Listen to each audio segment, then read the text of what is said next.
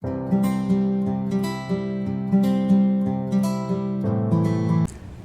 afternoon. Welcome to AETCM, the Emergency Medicine Channel. I'm Dr. Radhika, third year ophthalmology resident.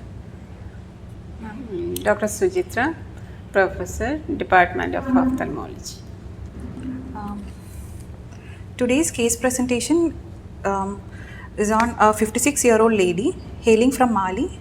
She's a housewife. She gives complaint of pain and redness of left eye since 2 hours.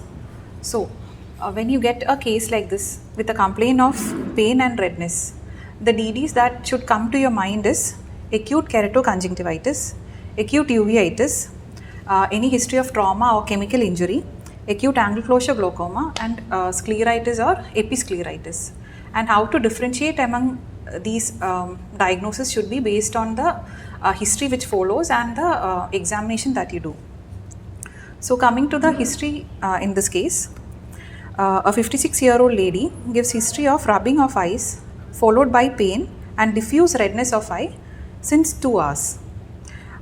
She complains of stinging type of pain associated with photophobia and watering, which was not associated with blurring of vision.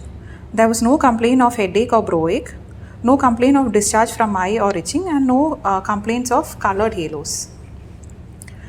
From this itself, we can eliminate acute angle closure glaucoma. In such cases, there can be severe eye pain, broache, headache, associated systemic symptoms such as nausea, vomiting, and colored halos. This particular patient does not give any history, any significant systemic or ocular past history. In patients with uveitis, scleritis, episcleritis, there will be an underlying rheumatological condition most usually. But then again, if this is the first attack, there would not be any preceding such condition, but you should ask for a follow-up, a rheumatological consultation after the second or the third attack, and ask for a complete blood workup as well. Moving on to the ocular examination. Head posture was normal. The patient was orthotopic, and on bedside Snellens at 6 meters. Vision in right eye was 6.6 and left eye was 6.9 parts, improving to 6.6 parts. Extraocular movements were full and equal, and pain was not aggravating on any ocular eye movement. Right eye examination was within the normal limits. Anterior segment examination of the left eye, there was no eyelid edema, there was diffuse conjunctival congestion, and there was a corneal epithelial defect measuring 1 into 2 mm involving the inferior pupillary margin, and there was stain uptake on fluorescein dye test.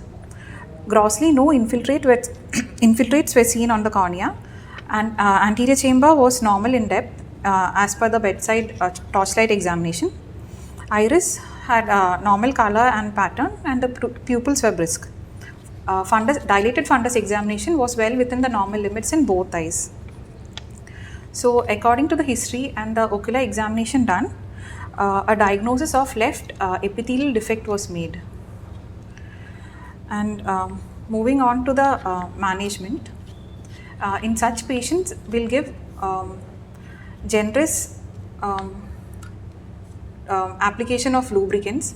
That is, according to the defect, we'll give 1 hourly, 2 hourly, 1 drop instillation, and we'll also give topical antibiotics so as to prevent the secondary bacterial infection. And another thing to be kept in mind is that patching of the eye is to be done, and such patients has to be closely followed up so that we can understand whether the defect is healing or not. Special care should be taken in cases of patients who are immunocompromised, such as uncontrolled diabetics, CKD patients, CA patients on chemotherapy. And such an epithelial defect can be seen in ICU setting as well, in patients who are sedated, intubated, patients with 7th nerve palsy who cannot close their eyes properly. In such patients, diligent eye taping should be followed, and taping should be done in such a way that the eyes do not open even after you have put the tape or the patch. How to do this is that you apply a gentle lateral traction on the eyelids, making sure that the eyelids are completely closed, and then put the tape vertically. And the tape is to be kept from the upper eyelid to the lower eyelid, and while removing as well, it should be done in the same direction, so as not to traumatize the skin surrounding the area or the lashes. So this is a clear-cut case of corneal epithelial defect. Okay, so they present with pain, redness, and photophobia, that is discomfort in opening their eyes, that too in bright light. So how to differentiate it from other situation like acute angle closure or conjunctivitis or uveitis is, first thing is staining the cornea. That is, if we apply 1 drop of fluorescein stain, if the corneal epithelium is intact, there won't be any stain uptake. Okay. If the epithelium is defective, the deeper stroma that takes up the stain. So the epithelial defect area will appear green. Okay, other area clear. Okay, so that is one easy method of diagnosing epithelial defect. Okay, if you have the fluorescein stain. Another clinical test is if you have this local anesthetic drops, that is paracaine or 2% lignocaine. If you apply 1 drop, patient will have immediate pain relief. That is again another test to differentiate or diagnose, is it a epithelial defect, that is surface defect. Differentiate it from other ocular situation like uveitis or acute congestive glaucoma. In uveitis and all, if putting paracaine won't give any relief. If it is only epithelial defect or foreign body also, the patient will have severe immediate pain relief with the 1 drop of topical anesthetic eye drops. Okay, that is to how to diagnose epithelial defect, fluorescein stain and relief with paracaine eye drops. Okay, then how to manage further. Okay, here we have to help the epithelium to cover, so by applying lubricant eye drops.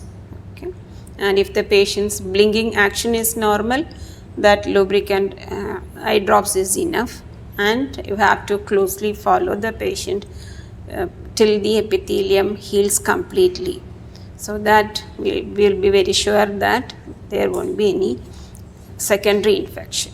Okay, then if the blinking action is not there, okay, if the patient is keeping their eyes open like coma patient, ICU patient or facial nerve palsy, then we need to close the eyelid using tape. Okay, so that the epithelium heals completely. So these are the 2 important things regarding epithelial defect. Okay, then there's painful red eye. Okay, what are the causes for painful red eye? 3 important causes. One is conjunctivitis, then uveitis, acute congestive glaucoma. Okay, conjunctivitis usually won't cause any pain, but if there is corneal involvement, then they will have photophobia and there will be discharge. Okay, so the presence of discharge is an clinical sign to diagnose conjunctivitis, usually bilateral. Maybe it starts in one eye, then the next eye also gets involved in 1 or 2 days. Okay. Here there is no other complications. We have to give antibiotic eye drops, then we have to teach them to prevent spread of infection, to remain isolated and wash hands like that. And another important history, contact history will be there, either roommate or family members they will be having. That is regarding conjunctivitis. And vision also will be normal if there is no corneal involvement. If there is corneal involvement, there will be pain and photophobia. Okay. And management is antibiotic eye drops. Second thing is uveitis. Uveitis also will have pain, but pain is more in bright light, because uveitis is inflammation of uveal tissue. So in bright light, our pupil constricts. Right? So whenever the inflamed tissue contracts, will have pain. Like that, in bright light they will have pain. So they tend to close their eyes in bright light. So they will have severe photophobia. Or sometimes in mild uveitis, they have pain when they try to read. While reading also, due to accommodation, pupil and ciliary body contracts. So at that time also, this is an important sign to diagnose uveitis. Then they'll have recurrent episode. Okay. Here treatment is steroid immunosuppression, topical eye drop. Depending on the severity of that inflammatory reaction, we have to apply topical steroids and systemic if it is required. But to diagnose recurrent history of pain, headache, photophobia, usually unilateral, but you can get bilateral. Okay. Here they will have pain relief with dilating eye drops. Okay. By keeping the eye pupil dilated, this contraction of ciliary muscle won't be there, ciliary muscle and the sphincter pupillae. The iris is at rest. So that gives good pain relief in uveitis. Okay. Then here they require steroid drops or systemic steroid for longer period. Okay. Then third situation is acute congestive glaucoma. Here they present with severe eye pain, severe headache and vomiting. Many a time they tell only about headache and vomiting. We tend to diagnose them as raised intracranial tension, like the patient will go for CT and all. Okay. Because the patient, they have that much pain. They sometimes won't tell about their loss of vision or decrease in vision and eye pain. Here again it is present usually unilateral. Sometimes bilateral acute congestive glaucoma is rare. Okay.